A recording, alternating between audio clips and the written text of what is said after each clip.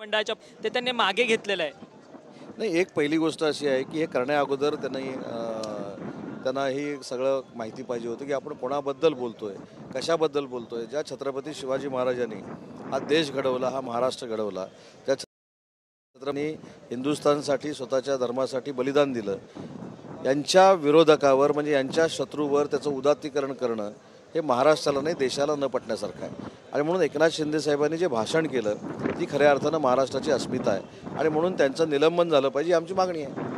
खरं तर सर आज तुमच्या मंत्रिमंडळातून एक मंत्री कमी झाला आहे, राजीनामा दिलेला आहे धनंजय मुंडेंनी। धनंजय मुंडेंचा राजीनामा घ्यायला उशीर झाला आहे का? कारण की स्वतः तुमच्या मंत्रिमंडळातल्या पंकजा मुंडे या मंत्री आहेत, त्या म्हणतात की पहिलाच राजीनामा दिला असता तर बरं झालं असतं, असं त्यांचं म्हणणं। नाही, पंकजाताई काय बोलल्या हे मला माहिती नाही, बघितलेलं नाही, परंतु आज जे मी धनंजय मुंडेंचं ट्विट बघितलं त्याच्यामध्ये असं आहे की जी हत्या झालेली आहे त्यांच्या गुन्हेगारांना कडक शासन झालं पाहिजे ही त्यांची पूर्वीपासूनची भूमिका आहे असं त्यांनी त्या ट्विटमध्ये म्हटलेलं आहे। आणि त्यांची प्रकृती बरी नाही हे काल देखील आम्ही त्यांना बघितलेलं आहे, त्यांच्याशी चर्चा केलेली आहे। त्याच्यामुळे त्याचा कारण त्यांनी दिलेलं राजीनाम्याचं, त्याच्याबद्दल मी ट्विट बघितलं आहे, त्याच्यावर आपण आणि काय बोलायचं। तुम्ही ट्विटचाच उल्लेख करताय, पण त्या ट्विटमध्ये धनंजय मुंडे असं म्हणतात की वैद्यकीय कारणांमुळे मी राजीनामा देतो। दुसरीकडे राज्याचे उपमुख्यमंत्री अजित पवार म्हणतात की नैतिकतेच्या आधारावरती राजीनामा दिला। खरं कोणाचं मानायचं? नाही, मला असं वाटतं की धनंजय मुंडे हे राष्ट्रवादी काँग्रेस पार्टीमध्ये काम करतात, ते आमदार आहेत, अजितदादांना त्याच्यावर बोलण्याचा अधिकार आहे, त्याच्यामुळे मी बोलणं हे योग्य नाही। सुरेश धस असं म्हणतात की खंडणी आणि हत्या या दोन्ही एकमेकांशी संलग्नित आहे। खंडणीची रक्कम जी आहे ती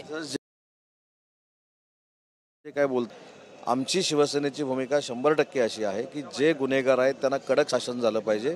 संतोष देशमुखची जी हत्या झाली आणि त्याचे जे फोटो व्हायरल झालेले आहेत ते नीच आणि पापी कृत्य आहे, त्या नीच आणि पापी लोकांना धडा शिकवला पाहिजे, त्यांना शिक्षा झाली पाहिजे, ही आमची भूमिका आहे। मंत्री महोदय, पण 3 महिने हा संपूर्ण सिलसिला सुरू राहिला।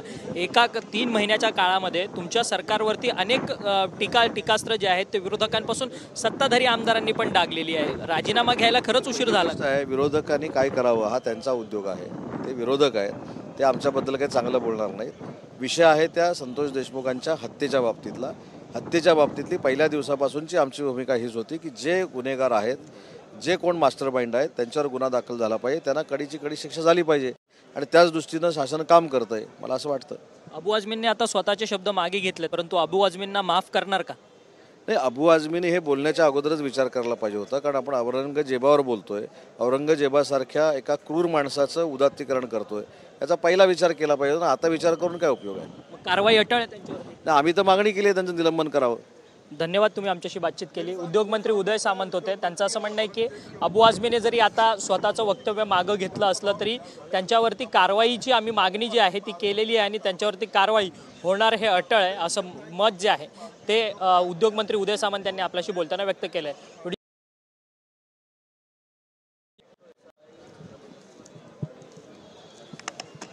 स्वीकारलाय, मात्र बीड प्रकार या उन्हामध्ये भर उन्हामध्ये आझाद